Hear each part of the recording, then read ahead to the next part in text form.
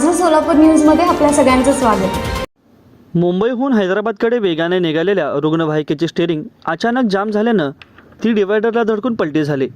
यामध्ये रुग्णवाहिकेच्या समोरचा काच फुटून एक तरुण 15 फूट उंचावरून कोसळला, अन्य एक जण जखमी झाला।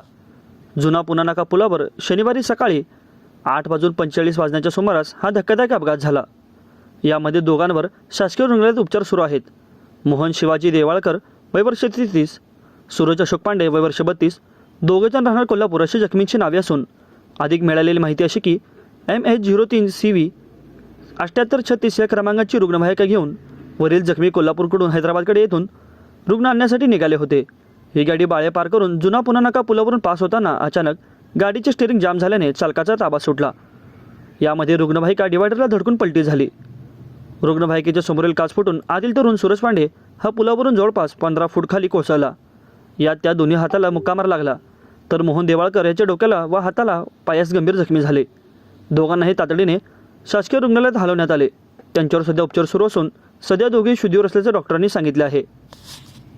जुना पुणा नाका पुलाजवळ अचानक मोठा आवाज आल्यानं एकच धांदल उडाली होती। आजूबाजूंची मंडळी धावली।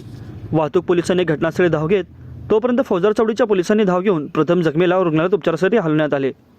संबंधित रुग्णवाहिका कोल्हापूरहून हैदराबाद येथून एका रुग्णाला घेऊन येण्यासाठी निघाले होते, मात्र वाटेतच ही दुर्घटना घडल्याचे पोलिसांनी सांगितले।